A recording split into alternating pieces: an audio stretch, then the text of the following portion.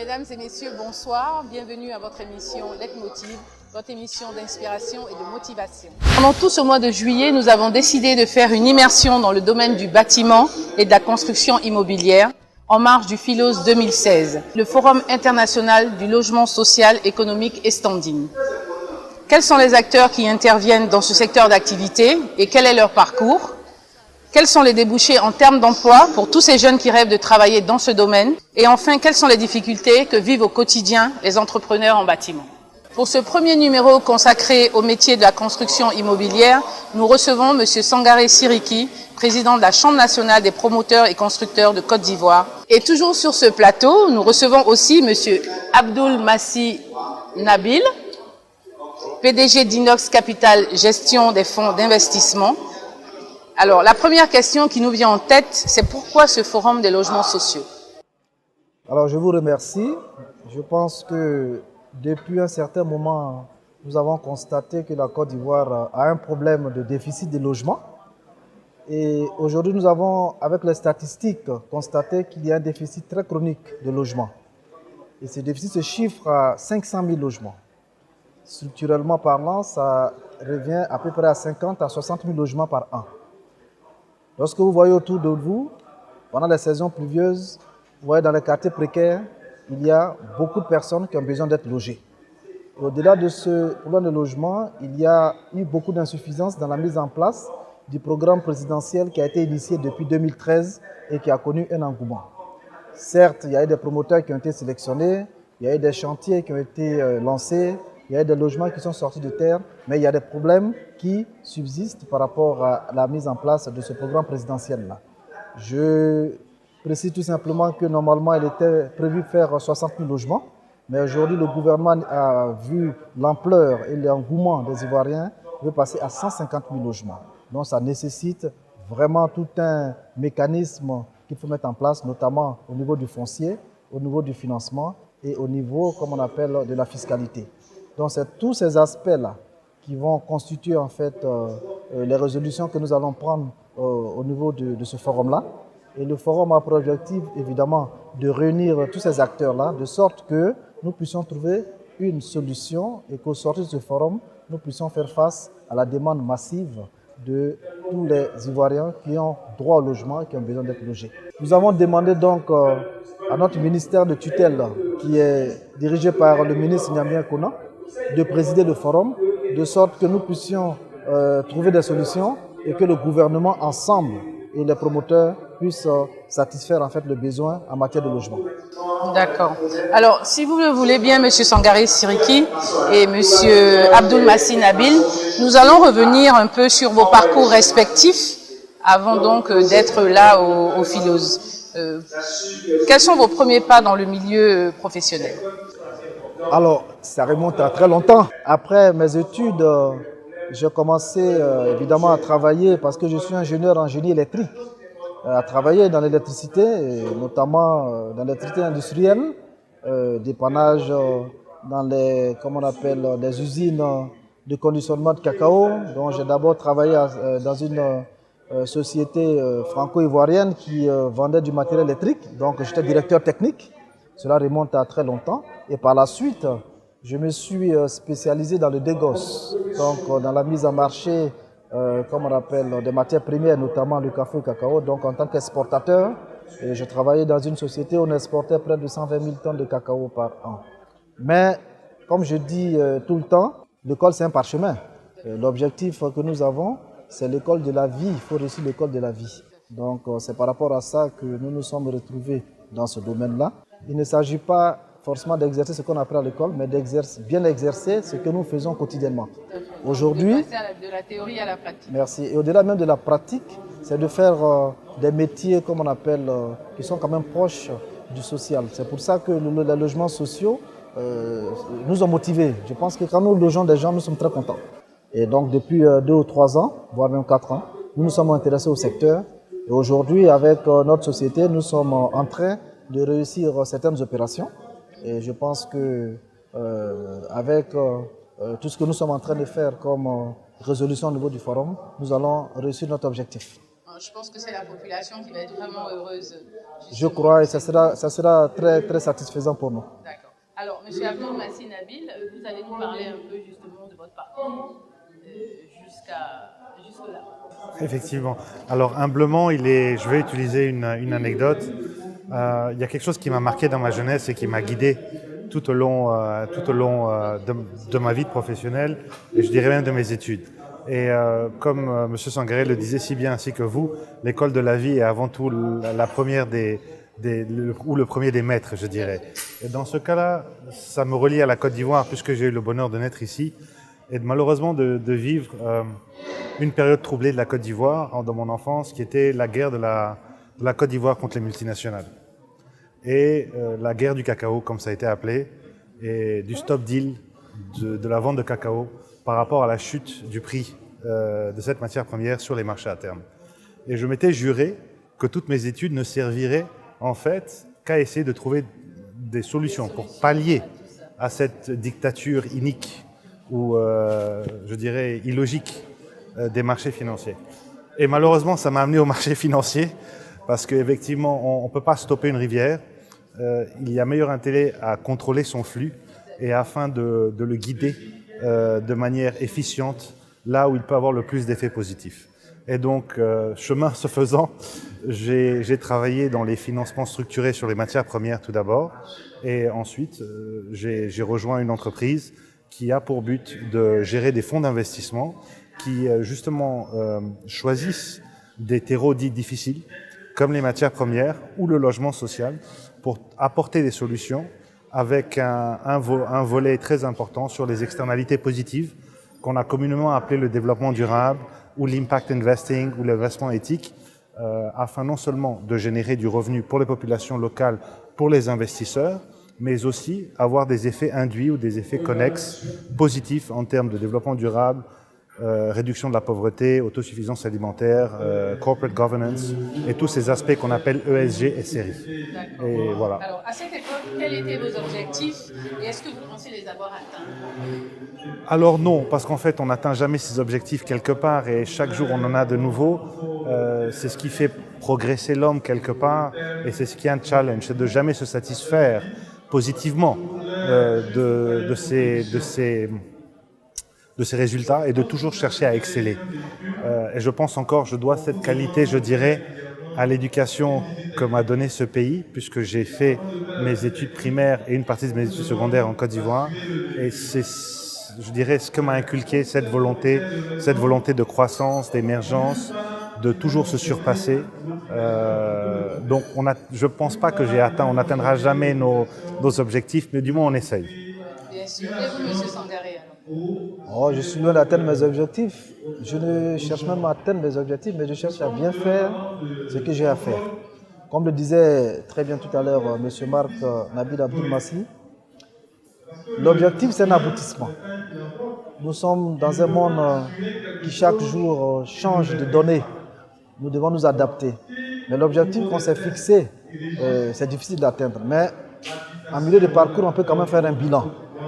Expliquez-nous, M. Nabil, quelle est la différence entre un fonds d'investissement et une banque classique et quels sont les critères d'éligibilité pour bénéficier d'un fonds d'investissement? D'accord. Alors, par essence, un fonds d'investissement n'a pas vocation à remplacer un intermédiaire financier comme une banque. Mais cependant, sur certains métiers, ils peuvent se retrouver en partenariat ou en synergie. Un fonds d'investissement, comme son nom l'indique, a d'abord pour but d'investir, donc de placer le capital et d'apporter le capital à une entreprise qui est en croissance. Il peut le faire de différentes manières, il peut le faire au travers d'une prise de participation, il peut le faire en termes de mezzanine, c'est moitié de la dette, moitié des participations, ou faire de la dette directement à court terme, moyen terme ou long terme. Et il vient surtout en appui pour renforcer les capacités financières d'une entreprise. Tandis que la banque, en général, va plutôt chercher à répondre aux besoins ponctuels que l'entreprise peut avoir dans ses besoins de fonctionnement. Donc, en général, un fonds d'investissement va avoir une politique d'investissement qui est forcément à court, moyen et long terme. Et elle va essayer de s'inscrire dans la durée afin d'accompagner l'entreprise dans sa croissance. Et à ces différents niveaux de maturité, décider oui ou non d'un commun accord avec l'entreprise s'il peut y avoir facteur à mariage. quand on dit facteur à mariage, c'est-à-dire que la partie qui apporte le capital et la partie qui l'utilise voient plus de synergie dans une association que dans une relation contractuelle. Donc en fait, c'est une approche qui est légèrement différente, mais qui a pour but principal d'apporter du capital de croissance. Alors, on constate, M. Sangaré, qu'il y a une floraison d'entrepreneurs en bâtiment. En tant que président de la Chambre des promoteurs et constructeurs de Côte d'Ivoire, n'avez-vous pas peur que le secteur du bâtiment soit saturé? Je pense que déjà, il faut encourager les entrepreneurs. C'est une bonne chose qu'il y ait une floraison d'entreprises. C'est une très bonne chose que les gens comprennent que l'État ne peut pas satisfaire tout le monde du point de vue emploi, que la fonction publique a des limites. Ça, c'est une bonne chose, j'encourage ça.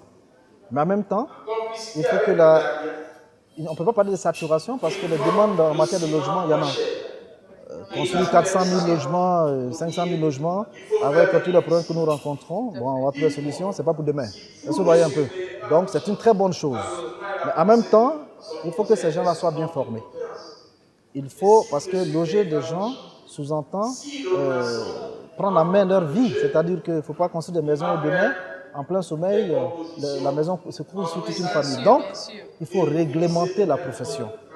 Alors, je vais peut-être plutôt prendre la question à l'envers. Est-ce que ces promoteurs ou ces entrepreneurs qui sont là sont des entrepreneurs promoteurs de qualité? Là, je crois que c'est pour ça d'ailleurs quand vous voyez la dénomination de notre chambre, c'est marqué Chambre nationale des promoteurs et conseillers agréés de Côte d'Ivoire. Il faut un agrément. Et l'agrément, en fait, ça sous-entend qu'il faut remplir un certain nombre de conditions. Ces conditions, évidemment, il faut avoir, comme on appelle, la technicité, il faut avoir des financements, il faut être sérieux. Donc nous faisons un tri, ce n'est pas tout le monde qui arrive à être promoteur. Parce qu'il y a eu un moment donné où la profession était une profession qui était mal vue par un certain nombre d'Ivoiriens parce qu'il y a des promotions immobilières qui ont commencé, qui n'ont jamais abouti, il y avait beaucoup de problèmes. Pour pallier à tout ça, nous avons essayé quand même d'assainir la profession et de permettre à tous ceux qui veulent être entrepreneurs, parce qu'il faut encourager quand même le secteur privé. Alors, M. Nabil, en tant que bailleur de fonds, justement, est-ce que vous avez déjà participé à un programme en Côte d'Ivoire de logement social? Alors, les fonds d'investissement que nous avons le plaisir de gérer ont déjà investi en Côte d'Ivoire déjà depuis 2005. Donc, à l'époque où justement tout le monde fuyait la Côte d'Ivoire, nous étions présents et depuis nous sommes toujours présents dans différents secteurs de l'économie, en Côte d'Ivoire, dans la sous-région et ailleurs dans d'autres pays émergents de par le monde. Précisément dans l'immobilier, oui, effectivement, depuis décembre 2012, nous avons mis en place un de nos fonds d'investissement à apporter son soutien à un promoteur national sur 2 promotions totalisant un peu plus de 800 unités sociales, dont près de 400 sont déjà terminées, sorties des terres, et le reste dans de très proches échéances. Alors, M. Sangaré, en tant que chef d'entreprise, êtes-vous satisfait à votre niveau de formation de ces jeunes que vous embauchez? Justement, d'ailleurs, c'est très bien, c'est une très bonne question. Depuis que nous avons commencé, bien entendu, notre opération, on a connu des insuffisances au niveau de la formation des jeunes. Bon, ça s'explique, nous venons de sortir d'une crise très profonde. Il y a un problème crucial aussi de manque d'emploi. Donc les jeunes, en faisant leur formation, comme je dis, après se retrouvent en train de travailler sur des chantiers où n'est pas la formation requise. J'ai sur mon chantier certaines personnes même qui ont fait du droit, qui ont fait de la maîtrise en sciences éco, qui se trouvent malheureusement en train de monter des briques. Par manque de travail et c'est très difficile. Donc nous avons mis à cet effet, comme on appelle, des possibilités de formation. Nous sommes en train de discuter avec justement un groupe d'experts français pour mettre en place des centres de formation des apprentis en réseau. Et ce centre de formation des apprentis en réseau, c'est l'école qui se déplacera sur les chantiers pour former, comme on appelle, nos différents ouvriers. Directement sur les chantiers pour qu'ils soient directement opérationnels parce qu'ils ont déjà appris à l'école l'alphabet. Donc il faut leur apprendre l'alphabet technique sur le terrain. Et ça sera des formations de combien de temps? Ça sera des formations de 2 mois, 3 mois, 6 mois. Ça dépendra en fait de la capacité de chacun.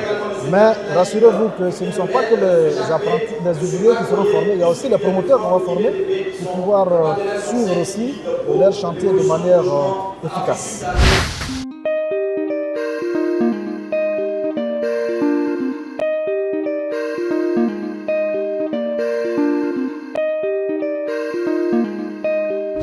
Salut Corinne, salut à tous nos téléspectateurs de Leitmotiv. Pour le grand format de cette semaine, nous sommes à la Caisse Table où se tient la première édition du Philos, le Forum international du logement social, économique et standing.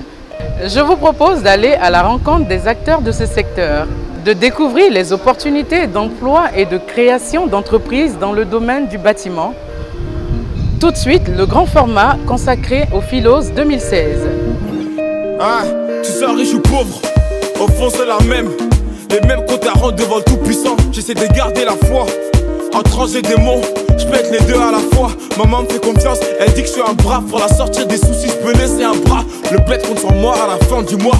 J'ai plus la force pour lever le one. Toujours les mêmes, j'ai pas changé. J'ai blessé des gens. Est-ce qu'aujourd'hui, y a-t-il une vraie insertion des jeunes à partir du métier du bâtiment? Oui, vous pouvez être rassuré. Aujourd'hui, nous mettons l'accent sur la jeunesse. Et les jeunes sont beaucoup insérés. Vous savez, dans le métier du bâtiment, il y a plusieurs corps d'État. Et ces corps d'État ont besoin de main-d'œuvre qualifiée. Nous sommes en train d'ailleurs de créer des centres de formation des apprentis par réseau. C'est-à-dire qu'on les formera directement sur les chantiers. Il y a un engouement de la jeunesse. Il y a des gens qui ont même fait des études universitaires qui se reconvertissent dans le bâtiment. J'ai sur mon chantier certaines personnes qui ont des maîtrises en droit ou en mathématiques, mais qui aiment le métier du bâtiment. Nous sommes d'abord venus représenter la présidence de la République, notamment le secrétaire général Amadou Goncoulibaly, qui a été invité à ce forum. Vous savez que c'est le premier forum sur le logement social dans notre pays. Depuis 2012, le chef de l'État a lancé cette initiative de construction de logement social en faveur de nos concitoyens. Ce forum, nous l'espérons, avec les panels qui seront organisés, permettra d'aborder les vraies questions et de voir comment les quelques difficultés qui pourraient exister dans l'atteinte des objectifs, comment lever ces difficultés. Et vu la qualité des personnes qui ont été invitées, nous espérons que ces questions seront réellement abordées et que des véritables solutions seront préconisées. La seconde chose, nous avons cru comprendre que la question de l'emploi des jeunes sera au cœur des discussions.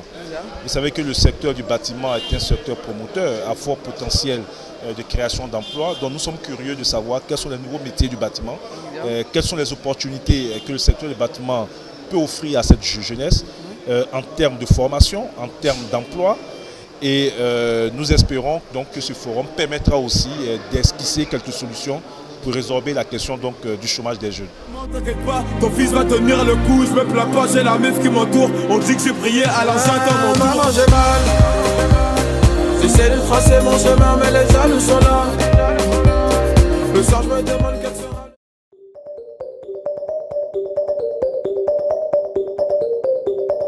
DSK, the beat.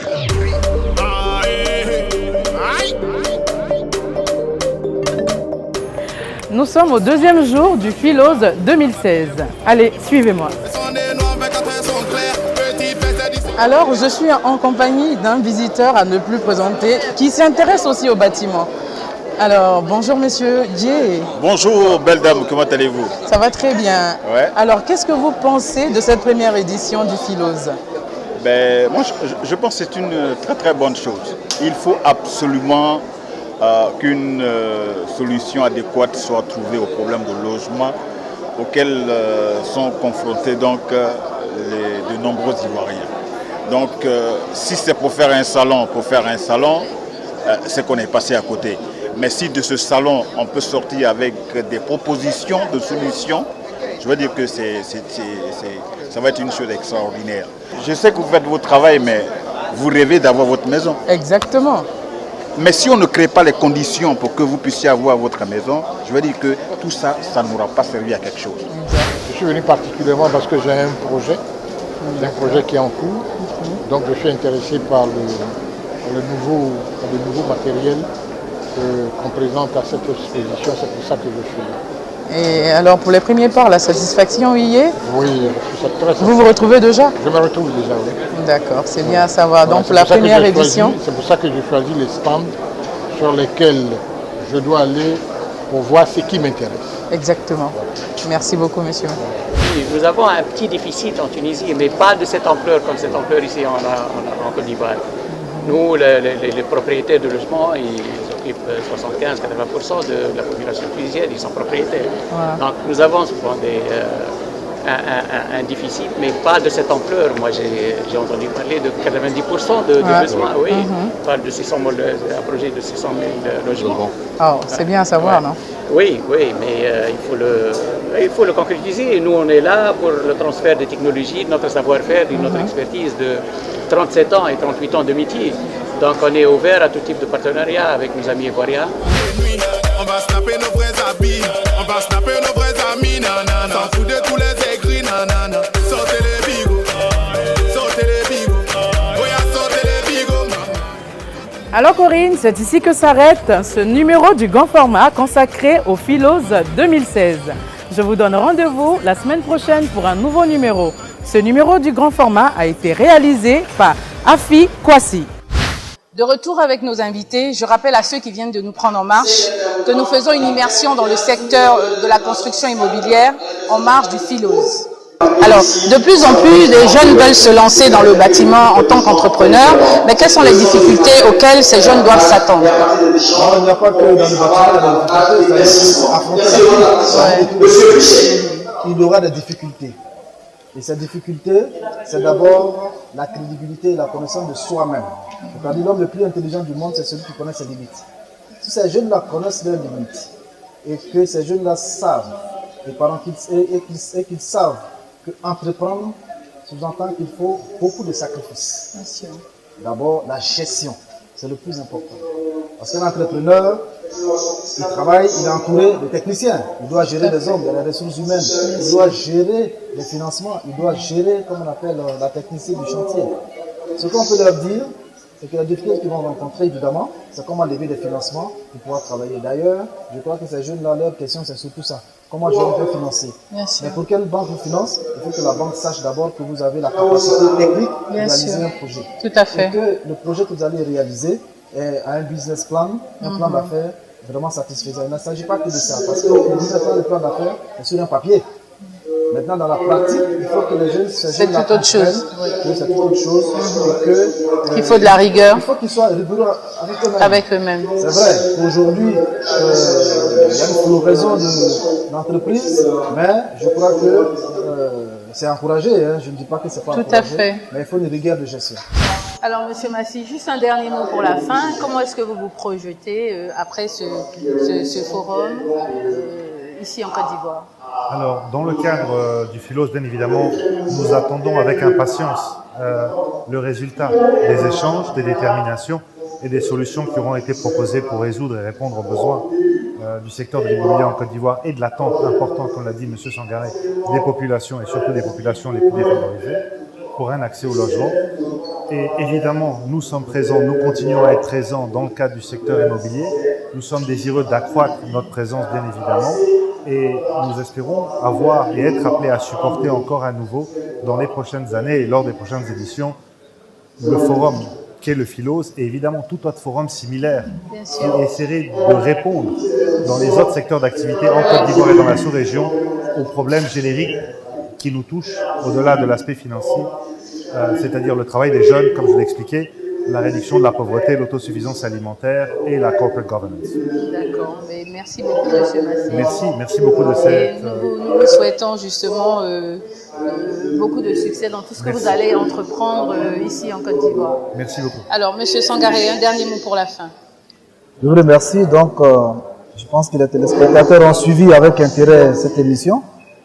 Je profite encore de votre micro pour remercier non seulement tous les organisateurs du Philos, mais aussi tous les membres de la Chambre des promoteurs et constructeurs agréés qui travaillent d'arrache-pied et qui ont permis la réussite de ce Philos-là et qui ont des chantiers, comme on appelle, sur lesquels ils travaillent d'arrache-pied.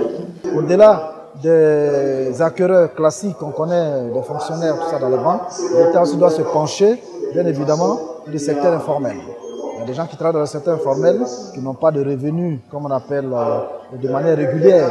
mais qui amassent beaucoup d'argent, qu'un fonds puisse sécuriser évidemment les banquiers pour pouvoir permettre de financer ce secteur-là. Alors messieurs, je vous remercie. Monsieur Sangaré, merci. Et nous vous souhaitons beaucoup de succès dans tout ce que vous allez entreprendre. Et nous vous disons donc à très bientôt. Mesdames et messieurs, c'est ici que s'achève notre émission. Rendez-vous la semaine prochaine pour un nouveau numéro de Leitmotiv. Et n'oubliez pas de croire en vos rêves tout en vous donnant les moyens de les réaliser. Que Dieu vous garde.